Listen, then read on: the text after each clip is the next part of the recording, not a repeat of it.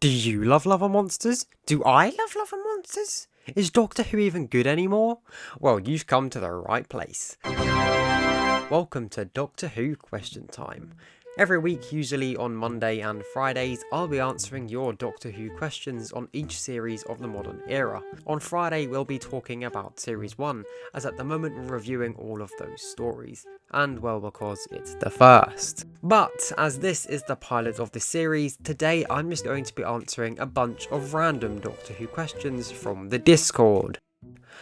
Oh joy. In all seriousness though, please leave questions for me to answer on the topic of Series 1 in the comments below. So with that out of the way, let's get on with the video.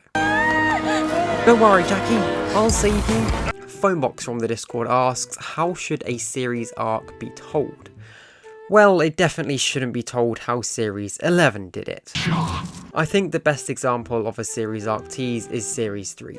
You have the usual Bad Wolf text showing up with the Saxon posters, and you get the direct name drops like Tortured when Saxon is directly mentioned, but it also goes that little step further by actually implementing it into the story.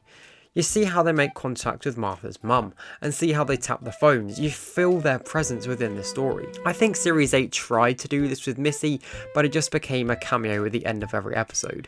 In Series 3, you really felt that they were a part of the story, and not literally there just to tickle your balls. Oh, saucy! Don't you? Ollie asks, what is your least favourite episode? Well, I'm pretty sure I'm cursed from Love and Monsters, as every time I watch it, I quite literally get ill the next day, so I'm inclined to say that. But honestly, probably Orphan 55. One of the episodes I've not seen since it aired. It's a shit show of a script, and the cracks in the budget really bloody show. I remember at the time of watching, my mum made a comment about how the sets have really been downgraded from the Tennant and Smith eras, and that's honestly when I started to fear for Doctor Who, as I realised that BBC didn't care. I dread when you lot make me review the episode like how I'm reviewing Series 1. It's just pure bloody torture. Also go check out the Rose review. Brave ASP asks, what is my favourite Dalek design? Oh, how original. I am a sucker for the old Time War designs. They just give off sheer power and relentless force. That said, I think it's time that they go, and probably should have been put to rest after Series 10. I am really fond of the classic Genesis designs though. Something about them just really creeps me out. And it's partly why these are the Daleks that are going to be leading my animated series, which you can see on screen now. The Imperials and Defense Drones also pretty cool too. Ginkgo asks, what is my favourite piece of music from Doctor Who? Well, there's so many to choose from, and I actually have a video with 10 of my favourite tracks. It's more of a serious video from my old style of content pre-Rose review, but it's still one of my favourites I've made on the channel. If I had to choose right now though, I'd probably say it's Donna's theme from Series 4. Ruby asks, what is my favourite monster design that isn't a Dalek? I've always thought the Silents were pretty cool, so I'm probably going to go with them. I also love their presence and how the story as a whole in Series 6 is a statement on how the media uses subliminal messages to control us. Believe me, they're doing it now. Subscribe! Rock Angel asks, what big finish am I looking forward to seeing released? Well, I'd love for that Tortured 10th Doctor set to be played into my ears, but there's not much chance of that happening anytime soon. Images of Johnny B getting his cock out. The signs were there. The next box set of Dimension Canon is probably my most anticipated set at the moment. I loved the first two and really need to get round to reviewing some Big Finish content. If anyone wants that, just show some support by subscribing to the channel and liking the video.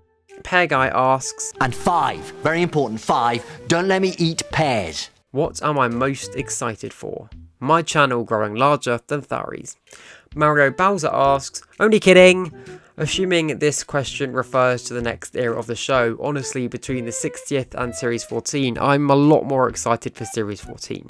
To see Russell get his hands on a full series under his control again from everything he'd learned since last time with years and years of practice. See what I did there? Come on, that one was actually funny. I'd say Series 14 will quickly become one of my favourites, not to mention Murray's return of course. But from the 60th, I'm most looking forward to seeing Shooty in the role.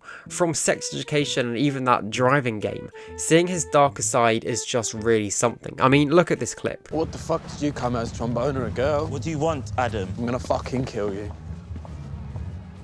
Okay. Are you gonna do it now or later? Because I'm ready when you are. It's coming. Okay. So later, then. Great.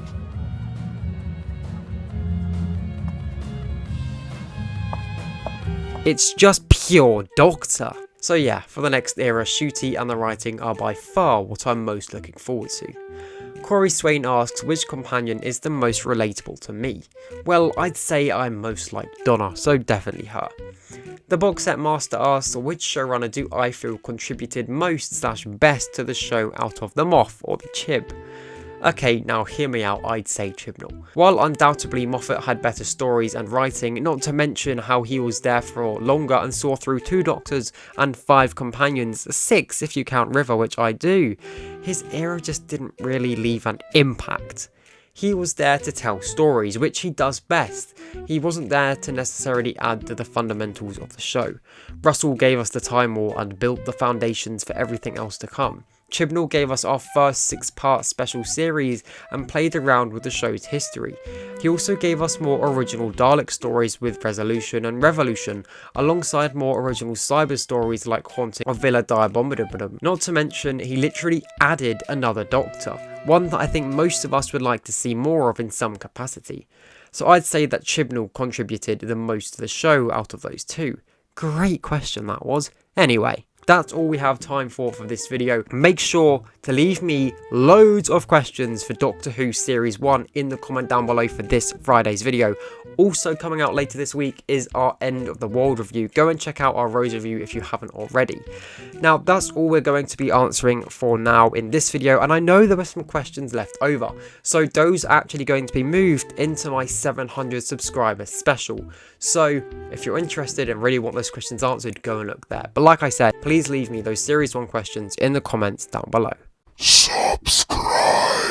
If you want to have fascinating discussions and even win some big finish for doing nothing, then join the Discord linked below.